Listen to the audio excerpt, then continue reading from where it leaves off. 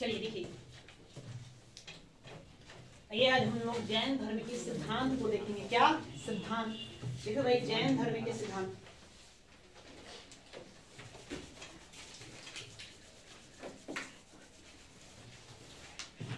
ये जैन धर्म के सिद्धांत को देखेंगे तो इसको हम दो भागों में बांट कर पढ़ेंगे। कितने भागों में? दो भागों में। और दूसरा तत्व मीमांसा। तत्व मीमांसा, तत्व मीमांसा नहीं, तत्व मीमांसा। ये जो ज्ञान मीमांसा है तो इसको भी हम दो भागों में बांट देंगे। कितने भागों में? दो भागों में बांट देंगे। एक है अनेकावाद, अनेकावाद का सिद्धांत। एक है स्यादवाद का सिद्धांत, स्यादवाद का सिद्धांत।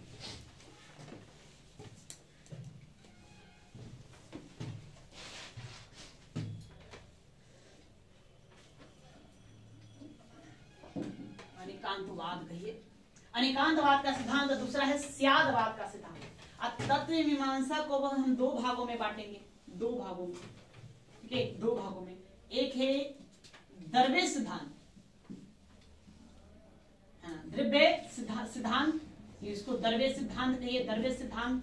और फिर दूसरा आपका है बंध मोक्ष प्रक्रिया, बंध मोक्ष प्रक्रिया, प्रक्रिया। एक यह देखेंगे कि जो द्रव्य सिद्धांत है, फिर इसको हम दो भागों में बांटेंगे। कितने? दो भागों में बांटेंगे। एक होगा जीव, जीव मतलब आत्मा कहिए, आत्मा। और दूसरा हम देखेंगे है अजीव, अजीव मतलब निर्जीव, निर्जीव। इसको हम देखेंगे। उसी प्रकार से बंध मोक्ष जो है, उसमें से हम बंध मोक्ष को भी बांटेंगे, अलग अलग करेंगे। बंध मोक्ष, तो इसको एक बंध ही अलग कर दीजिए और मोक्ष को हम अलग करके देखेंगे, मोक्ष को अलग करके देखेंगे। बंध जो है, बंध में हम देखेंगे दो, बंध में हम दो देखेंगे अलग अलग, और मोक्ष में हम दो देखेंगे अलग अलग। सबको अलग अलग करके बांटना है। थोड़ा सा पहले ग्राफ तैयार कर लो, उसके बाद हम लोग पढ़ेंगे। सब पढ़ेंगे, सब बारी बारी चर्चा करेंगे। पहले इसको एक पहले सांचा तैयार कर लीजिए।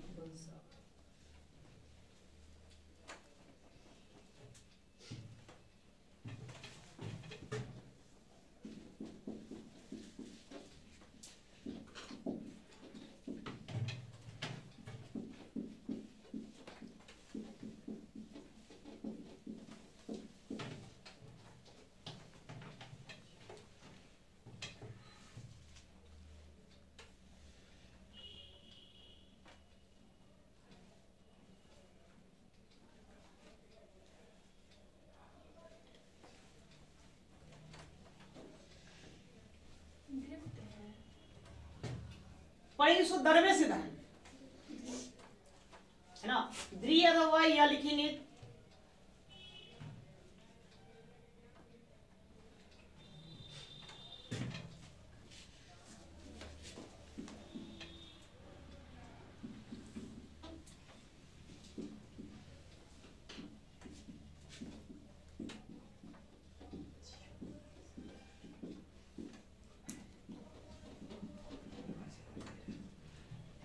सीधा लिखो, बोर्ड पर वही जगह नहीं है, बहुत सारी बातें। पहले इसको लिखिए, उसके बाद हम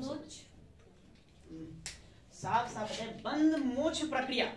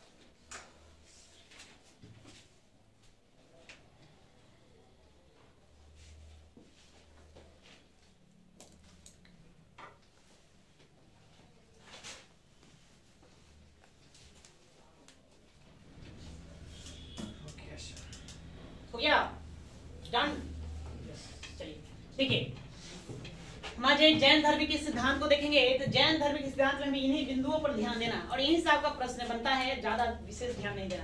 देखिए जैन धर्म के सिद्धांत को हम दो भागों में बांटेंगे, एक ज्ञान मीमांसा और दूसरा तत्व मीमांसा। तो ज्ञान मीमांसा के दो भाग होते हैं, अनेकांतवाद और स्यादवाद। उसके बाद तत्व मीमांसा जो है उसका भी दो भाग होते हैं ना, दरवेश सिद्धांत और बंध मोक्ष प्रक्रिया।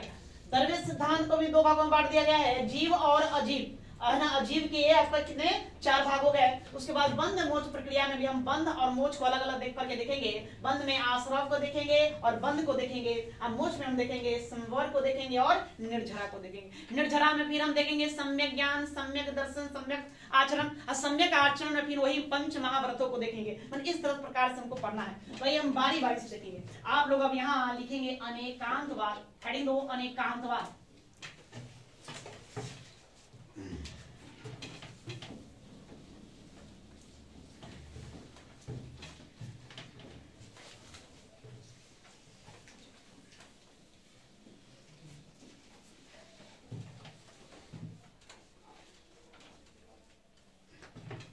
अनेकांतवाद, देखिए अनेकांतवाद कहने का मतलब क्या है।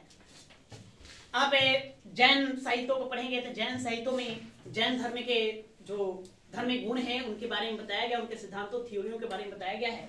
तो उसमें हम पहले ज्ञान मीमांसा को देखेंगे। ज्ञान मीमांसा अनेकांतवाद, अनेकांतवाद एक कहता है कि किसी भी दुनिया में जितने भी वस्तु हैं, जितने भी व्यक्ति हैं, सबके अनेक सिद्धांत होते हैं, अनेक रूप होते हैं, अनेक गुण होते हैं। कोई किसी भी व्यक्ति का एक गुण नहीं होता है, अनेक गुण होते हैं। जैसे कोई व्यक्ति हो, आपसे बात करा, पहली बार इससे मुलाकात करो तो नमस्कार होगा भाई, अच्छी अच्छी ही बातें होंगी, तो क्या कहेंगे उसके बारे में, वो बहुत अच्छा है। लेकिन ये तो सिक्के का एक पहलू है, हो सकता है वो बुरा भी हो, हम तो जान तो नहीं रहे हैं, वो बुरा भी हो सकता। तो कोई भी व्यक्ति हो या कोई भी वस्तु हो, उसमें गुण अवगुण दोनों होता है। जैन धर्म सीधा सीधे ये बात कहता है अनेकांतवाद में कि किसी भी वस्तु में, किसी भी व्यक्ति में गुण अवगुण दोनों होता है। सिर्फ और सिर्फ गुण हो ऐसा संभव नहीं है, सिर्फ और सिर्फ अवगुण हो ऐसा संभव नहीं है, गुण अवगुण दोनों हो। नहीं, ये आम मानव की बस की बात नहीं है। कौन व्यक्ति गुणी है, कौन व्यक्ति निर्गुण है, मतलब उसमें गुण और अवगुण दोनों है। ये दोनों को पकड़ने के लिए, जानने के लिए आपके पास केवल होना जरूरी है। जैन साहित्य कहता है, जैन धर्म का सिद्धांत करता है कि वही व्यक्ति अनेकांतवाद को समझ सकता है जो जिसको केवल की प्राप्ति हो, जिसको ज्ञान की प्राप्ति हो, जिसको ज्ञान की प्राप्ति वो पकड़ सकता है। अन्यथा हम लोग नहीं। किसी को आप देखकर बता सकते हैं कि उसमें गुण है कि दोष है, गुण है तो क्या क्या गुण है, कितना है, कैसा है, दोष है तो क्या दोष है, ऐसा हम लोग बता नहीं सकते हैं। बात करने का आधार को पकड़ते हैं, तो जिस तरह से बातें हो, अच्छी बातें हो तो अच्छा हम कहेंगे, बुरा बातें तो बुरा हम कहेंगे, या उसका अच्छा कार्य हो तो अच्छा हम कहेंगे, बुरा कार्य हो तो क्या कहेंगे, बुरा कार्य करेंगे। लेकिन नहीं, ऐसा गलत है। ऐसा जैन सिद्धांत कहता है कि ऐसा नहीं होता है, दोनों बातें होती है। बस उनमें एक सब किसके लिए, सबके लिए नहीं है, ये सिर्फ सिर्फ केवल लोगों के लिए। स्यादवाद, स्यादवाद में जैन सिद्धांत कहता है कि स्यादवाद की पूरी जो दुनिया है उस स्यादवाद पर कायम होना चाहिए। एक आम जो मानव होता है वो स्यादवाद के सिद्धांत पर काम करता है। स्यादवाद में ना सप्तभंगीय सिद्धांत को दिया गया है, 7 बातें बताया गया है कि एक बातें नहीं होगा, कितने होंगे, 7 बातें। ठीक है, तो पहले हम इसको लिखेंगे, उसके बाद आगे चलेंगे। लिखे अकेंद्र अनेकांतवाद, लिखे तो लिखेंगे किसी भी व्यक्ति या वस्तु, किसी भी व्यक्ति या वस्तु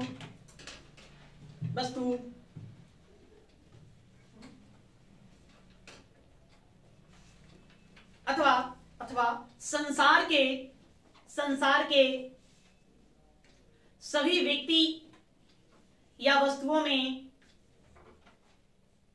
सभी व्यक्ति या वस्तुओं में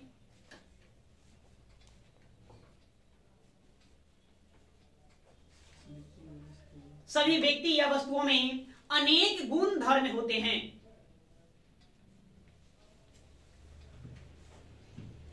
अनेक गुण धर्म होते हैं, अनेक गुण धर्म होते हैं। उनके गुण धर्म को, उनके गुण धर्म को, गुण धर्म को केवल केवल केवल केवलीन ही जानता है। केवलीन मतलब ज्ञानी व्यक्ति, जिसको ज्ञान की प्राप्ति हो गया है, केवल केवलीन ही जानता है, केवलीन ही जानता है।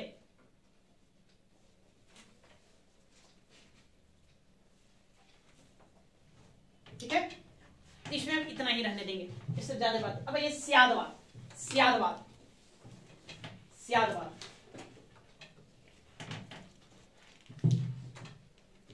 देखिए स्यादवाद, स्यादवाद समान व्यक्तियों, स्यादवाद समान व्यक्तियों द्वारा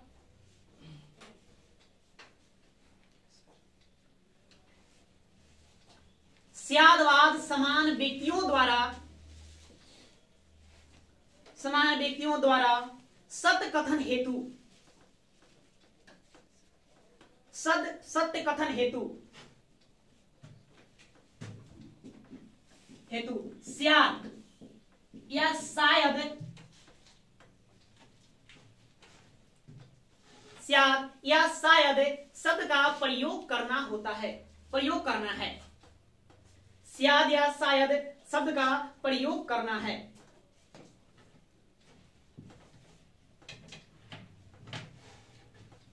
प्रयोग करना होता है।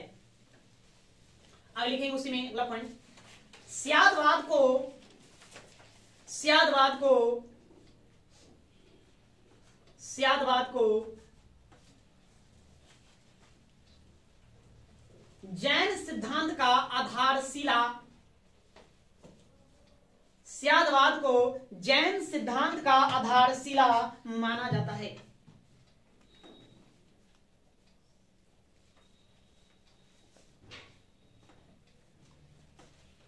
माना जाता है। इसे इसे इसे वास्तविकता की बहुलता, इसे वास्तविकता की बहुलता, बहुलता, बहुलता या बहुरूपता, इसे वास्तविकता की बहुलता या बहुरूपता का सिद्धांत, का सिद्धांत भी कहते हैं, भी कहते हैं।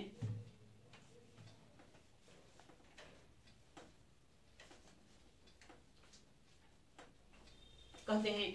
आगे लिखेंगे स्यादवाद की अभिव्यक्ति, स्यादवाद की अभिव्यक्ति, अभिव्यक्ति, अभिव्यक्ति 7 तरीके से किया जाता है, स्यादवाद की अभिव्यक्ति 7 तरीके से किया जाता है। इसे सप्तभंगीय, सप्तभंगीय, इसे सप्तभंगीय सिद्धांत भी कहते हैं,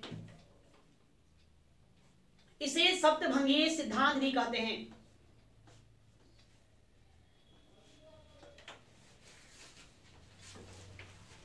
सिद्धांत भी कहते हैं।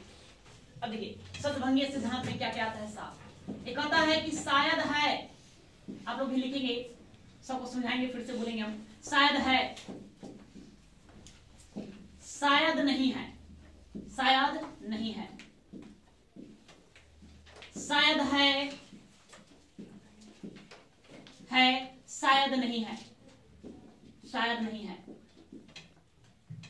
शायद है, शायद नहीं है, शायद है, शायद नहीं है।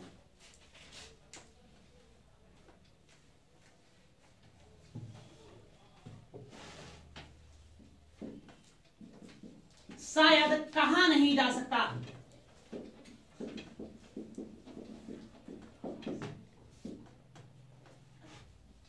परंतु लगा दे, परंतु। शायद कहां नहीं जा सकता,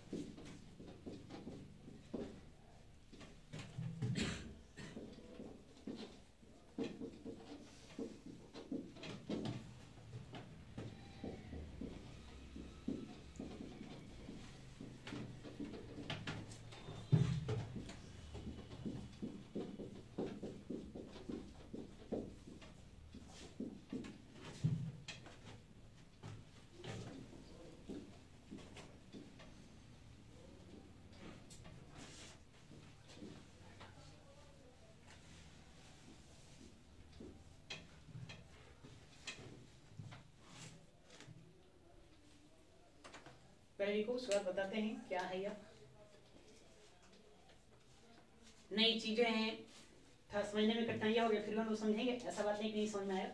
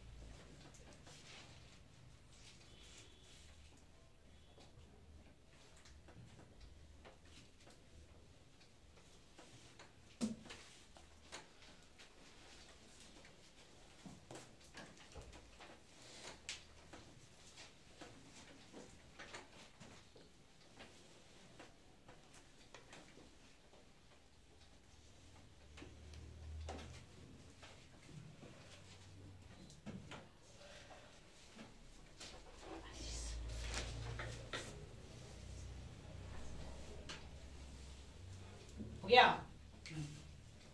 देखिए, तो जैन धर्म के सिद्धांत में दो बातें, ज्ञान मीमांसा और, है ना, तत्व मीमांसा। तो ज्ञान मीमांसा में दो बातें आपको जानना है, अनेकांतवाद और स्यादवाद। अनेकांतवाद जो है कैबिल लोगों के लिए कहा जाता है कि विश्व में जितने भी वस्तुएं हैं या व्यक्ति हैं, सबके अनेक गुण धर्म होते हैं, एक नहीं होते हैं। इसको जानने के लिए आपको कैबिल होना जरूरी है, माने ज्ञान की प्राप्ति होना जरूरी है, तभी जान सकते हैं। लेकिन सामान्य व्यक्ति के लिए वो कौन सा सिद्धांत दिया गया है? स्यादवाद का सिद्धांत दिया गया, और यही स्यादवाद जैन धर्म का आधारशिला कहलाता है। इसी पर सब कुछ टिका हुआ है। इसमें कहा गया कि एक समान व्यक्ति को अगर सत्य बातें बोलना है तो बिल्कुल सटीक न कहना चाहिए, उसे शायद कह के बोलना चाहिए। जैसे कि आप कहिए कि शायद है, शायद नहीं है, शायद है परंतु शायद नहीं है, शायद कहा नहीं जा सकता है, शायद है परंतु शायद कहा नहीं जा सकता है, शायद नहीं है परंतु शायद कहा नहीं जा सकता है, शायद है परंतु शायद नहीं है परंतु शायद कहा नहीं जा सकता है। कहने मतलब है, जैसे सिंपल सी बात है, एक उदाहरण लेते हैं, बोर्ड पढ़ लेते हैं।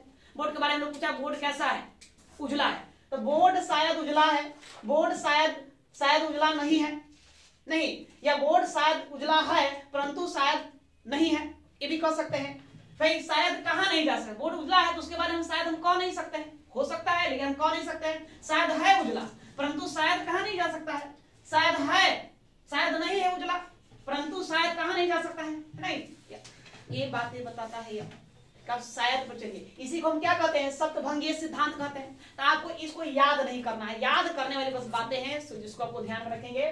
स्यादवाद, सिंपल सी बात आपसे पूछा गया कि अनेकांतवाद का सिद्धांत किस धर्म से संबंधित है? तो कौन सा धर्म? जैन धर्म में टिक मारेंगे। जैन बौद्ध द्वैत रहेगा मूलतः। आप लोग कंफ्यूज उसी में होंगे, तो किस पर टिक लगाओगे? है ना, जैन धर्म पर। अनेकांतवाद का सिद्धांत किससे संबंधित है? जैन धर्म से। स्यादवाद के सिद्धांत सेट उठ लगाते हैं। देखिए बहुत बार प्रश्न आया है, एग्जाम में कई बार पूछा गया है कि स्यादवाद का सिद्धांत किससे संबंधित? किससे संबंधित है?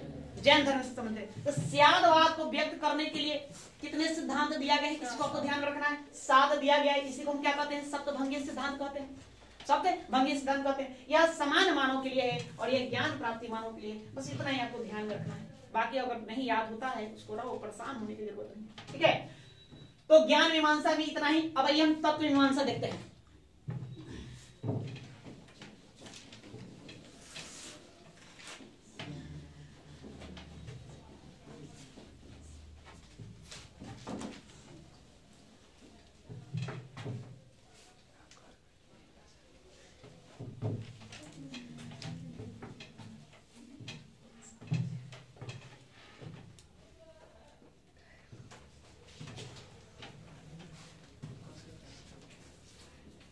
तत्व मीमांसा, तत्व मीमांसा जो है ये सृष्टि, आत्मा, ईश्वर, इन सबसे परिचित है। यानी इन सब के बारे में क्या करता है? यह व्याख्या करता है। इसमें भी हमने आपको बताया कितना? दो सिद्धांत। एक क्या है? द्रव्य सिद्धांत, द्रव्य सिद्धांत। इसी में आता है द्रव्य सिद्धांत। द्रव्य सिद्धांत। और फिर इसी में आपको क्या आ जाएगा, बंध मोक्ष प्रक्रिया। बंध मोक्ष प्रक्रिया इसी के अंतर्गत आता है, ये बताता है। अब ये द्रव्य जो सिद्धांत है इसके दो भाग हैं, कौन कौन, जीव अजीव। अच्छा पहले आपका है काय और काल, काय और काल आएगा, ठीक है। फिर काय में आपका आ जाएगा कौन, एक आता है जीव में, जीव आ जाता है जीव, और दूसरा क्या आ जाता है, अजीव आ जाता है, अजीव अजीव, काय और काल। तो चलो लिखो, बोर्ड पर पूरा समझाना लिखना संभव नहीं है। मेन जो पॉइंट जो एग्जाम के दृष्टिकोण से बस खाली उससे पढ़ो, फालतू नहीं, ज्यादा हमको जानने की जरूरत नहीं है। जैसे इतना सारा सिद्धांत है, थ्योरी कितना याद करोगे नहीं। हेडिंग देंगे तत्व मीमांसा, तत्व मीमांसा देखेंगे। तत्व मीमांसा, तत्व मीमांसा में तत्व मीमांसा में ईश्वर, आत्मा, सृष्टि इत्यादि का उल्लेख किया गया है, इत्यादि का उल्लेख किया गया है।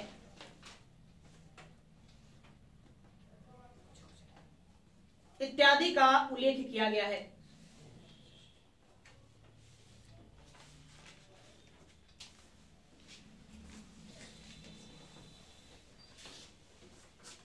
तत्व मीमांसा को दो भागों में बांटते हैं। तत्व मीमांसा को दो भागों में बांटते हैं।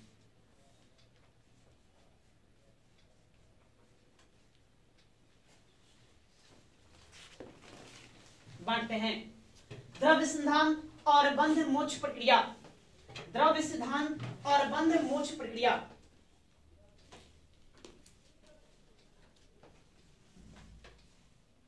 द्रव्य सिद्धांत है ना, या द्रव्य सिद्धांत इसको कहते हैं, द्रव्य सिद्धांत है और बंध मोक्ष प्रक्रिया।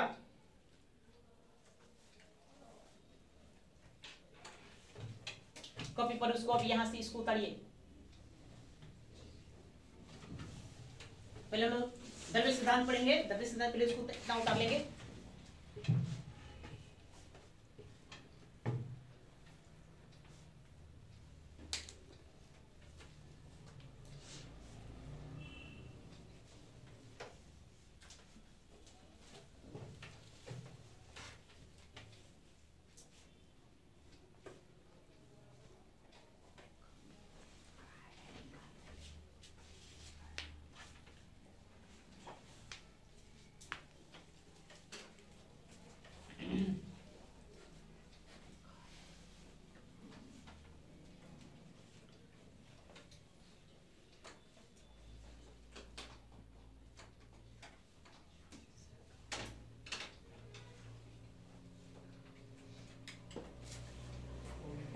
गया, चलो देखिए काय और काल, काय और काल में थोड़ा सा काय मतलब होता है जिसमें परिवर्तन होता है। जैसे हम लोग मानव परिवर्तन आता है, हर सेकंड हमारी उम्र बढ़ रही है, एक समय आएगा कि हम लोग क्या करेंगे, मिट जाएंगे। नहीं, काल मतलब कि जिसके कारण परिवर्तन आता हो, समय, टाइम। या तो काय में दो बातें बताते हैं, जीव और अजीव। तो जीव के बारे में आपको थोड़ा सा जान लेना है, यहां से आपको प्रश्न बनता है। जीव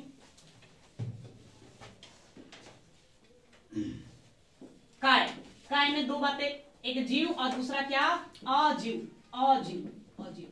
जीव मतलब कि जिसमें जान हो, मतलब आत्मा। क्या, आत्मा कहेंगे। आत्मा मतलब कि ये बताया गया है, जैन सिद्धांत कहता है कि आत्मा जो है वो शाश्वत है। क्या है, शाश्वत है। शाश्वत मतलब कभी न मरने वाला नहीं, मतलब ना उसको हम जन्म दे सकते हैं, उसको हम बना सकते हैं, नहीं उसको क्या कर सकते हैं, मिटा सकते हैं। न ये पैदा होता है, न ही मिटाया जाता है, उसको हम कहते हैं क्या, शाश्वत। आत्मा क्या है, शाश्वत। ठीक है, ये इस बारे में ये बताता है। और ये जो शाश्वत का सिद्धांत दिया गया है, चतुर्थांग सिद्धांत,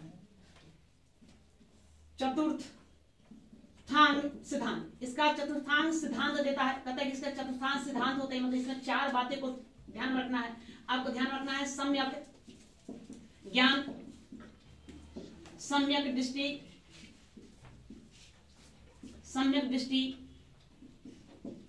सम्यक आनंद, सम्यक वीर के वीर या शक्ति शक्ति। उसके बाद सम्यक आनंद, सम्यक आनंद आनंद। ये बात बताता है कि जो चतुर्थ सिद्धांत है इसमें सम्यक ज्ञान, सम्यक दृष्टि या सम्यक वीर या सम्यक शक्ति के या सम्यक आनंद होता है। कहने मतलब है कि जीव आत्मा को यदि आपको समझना है, आत्मा मतलब सब कुछ जानता है। आत्मा एक शरीर को छोड़कर दूसरे शरीर में जाता है, ये सब कुछ जानता है। इसके पास सब कुछ ज्ञान है। मतलब दूसरे ब्रह्मांड में क्या चल रहा है, दूसरे ग्रहों पर क्या चल रहा है, उस सम्यक ज्ञान के द्वारा आप जानते हैं। आत्मा सब कुछ जानता है, आत्मा सब कुछ देख रहा है। दो मत की बात है, आत्मा सर्वशक्तिमान है, उसके पास सभी शक्तियां हैं, समझ शक्तियां हैं। आत्मा परम आनंदमयी है, परम ज्ञानी है, उसको सब कुछ आनंद आता है। ठीक है, मैंने यहाँ पर ये बातें बताई। याद करने वाली बातें क्या है? याद करने आपसे पूछा जाएगा कि जीव के लिए कितने सिद्धांत को दिए गए हैं, कितने सिद्धांत? तो 4 सिद्धांत को दिए गए। उसी प्रकार से अजीव में भी 4 बातें बताता है। एक है पुद्गल। पुद्गल मतलब करने का मतलब है निर्जीव पदार्थ, या इसको आप कर्म पुद्गल कहेंगे तो उसको हम बुराई कहेंगे। पुद्गल निर्जीव। इसी में आपका आ जाएगा धर्म, इसमें क्या आपका आ जाएगा अधर्म, अधर्म। इसी में आपका आ जाएगा आकाश, आकाश, आकाश। तो यहां से बस एक ही आपसे प्रश्न पूछा जाएगा, जीव के बारे में पूछा, जीव या आत्मा, आत्मा के लिए कितने सिद्धांत दिए हैं? कितने सिद्धांत? 4। खाली याद करो ये 4। ठीक है, चलो इसको उतारो, ऐसे उतारो।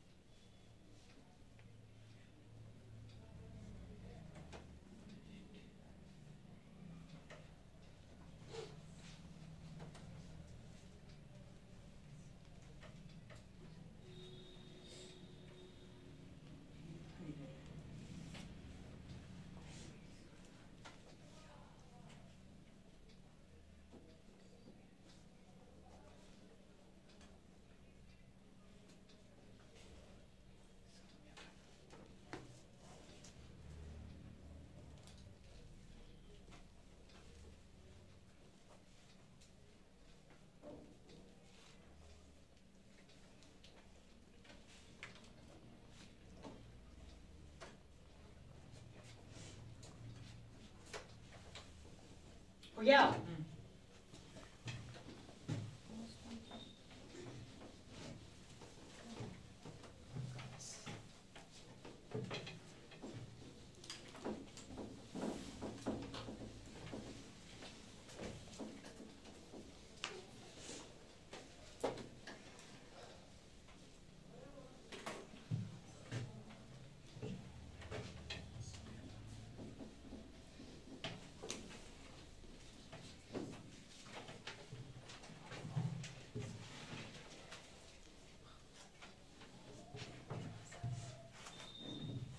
आगे ये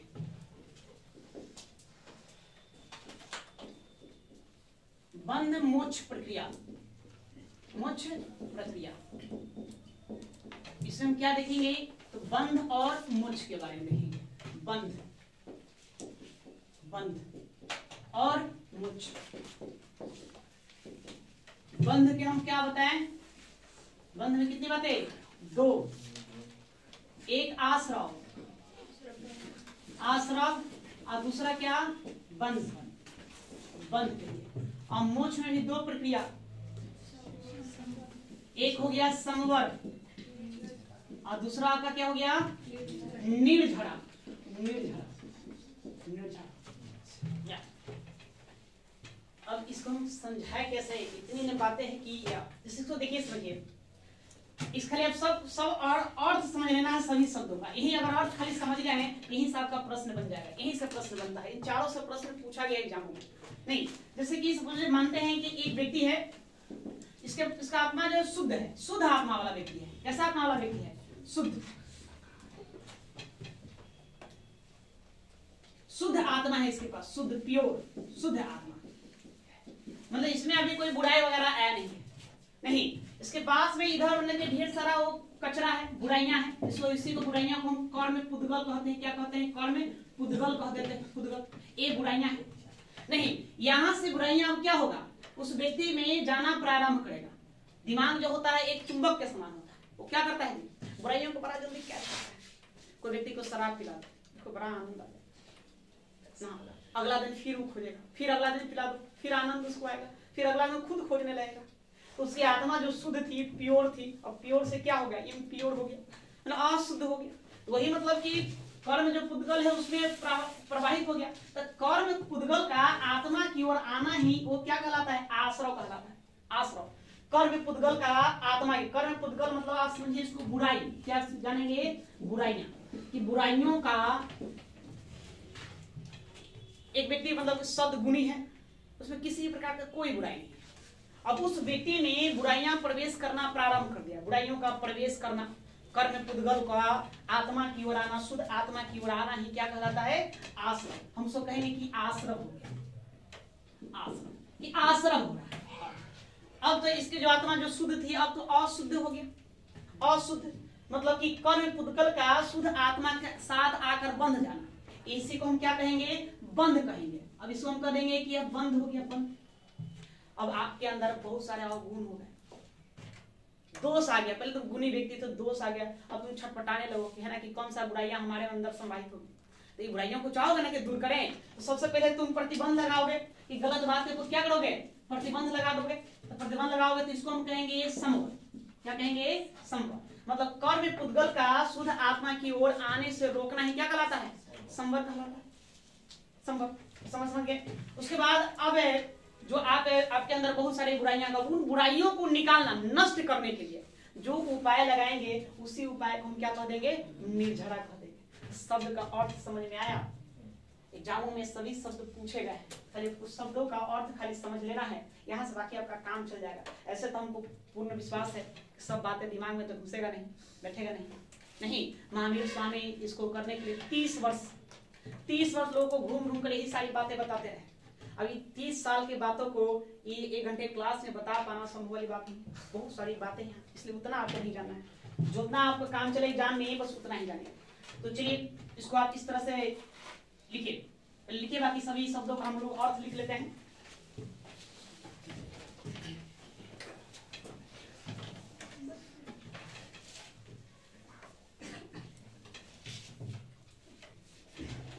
यहां से लिखना शुरू करो, आश्रव। आश्रव लिखकर आप लोग डैश देंगे, आश्रव।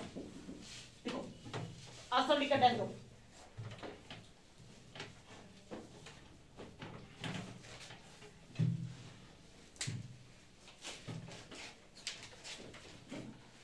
आश्रव लिखिए। इसमें शुद्ध आत्मा की ओर, शुद्ध आत्मा की ओर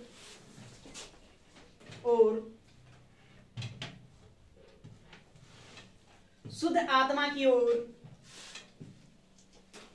शुद्ध आत्मा की ओर कर्म पुद्गल, कुछ लिख दो, बुराइयां, बुराइयां का प्रवाह होना, का प्रवाह होना, प्रवाह होना आश्रव कहलाता है, आश्रव कहलाता है। कर्म पुद्गल, शुद्ध आत्मा की ओर कर्म पुद्गल का प्रवाह होना आश्रव कहलाता है। हो गया? दूसरा लिखिए, बंध। बंध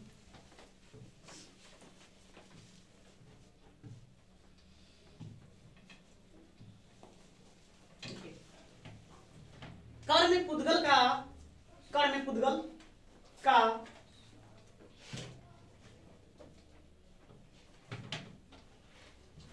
शुद्ध आत्मा के साथ बंध कर, शुद्ध आत्मा के साथ बंध कर या मिलकर अशुद्ध कर देना,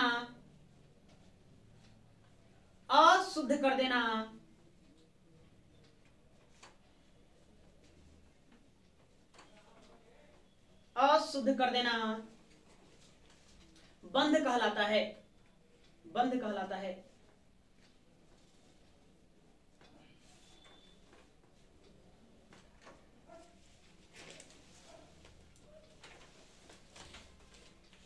क्या अल की संवर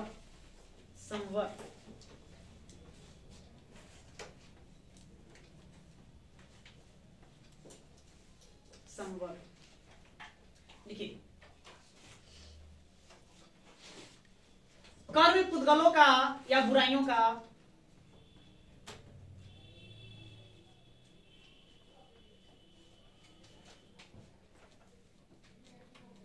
प्रवाह को रोकना,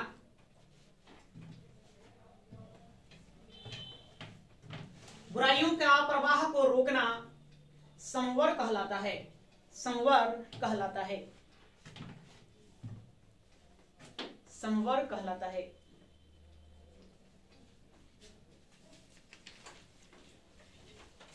फिर लिखो निर्झरा।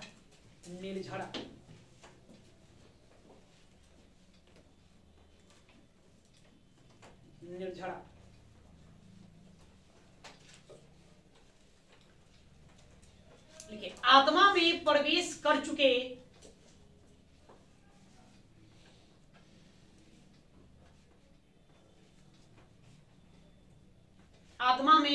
कर चुके बुराइयों को हटाना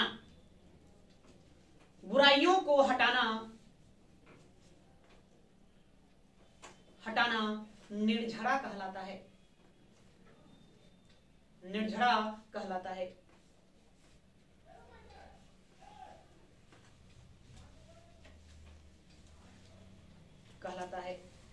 ठीक है, देख के तो लग रहा है कि आप लोग कुछ समझे नहीं, सिंपल सी बात है। नहीं, इसको यहीं रहने देते हैं, कल हम इसको फिर से शुरू से समझने का प्रयास करेंगे। बात समझे? नहीं समझ में आएगा तो उतना परेशान नहीं होना है, उन बातों को ध्यान में रखना है जो आपकी परीक्षा में पूछे जाते हैं। बात समझ गया?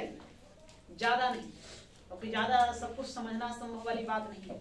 तो फिर क्या हो जाएगा? फिर तो साधु संत बन जाओगे, जिस सब बातें समझ जाओगे ना, फिर भी मोह माया से दूर हो जाओगे ना। तो कल हम फिर से इसको क्या करेंगे, समझने का प्रयास करेंगे। अभी इसमें और सारी बातें हैं, अभी निर्झरा के बारे में आपको बताना है। इसमें और सारी बातें, बिंदु पॉइंट्स है, कैसे मतलब हम बुराइयों को, पापों को अपने आप से दूर करें, इसका उपाय बताया है। किसमें? निर्झरा में। निर्झरा मतलब कि बिल्कुल निर्झर कर देना, झाड़ देना।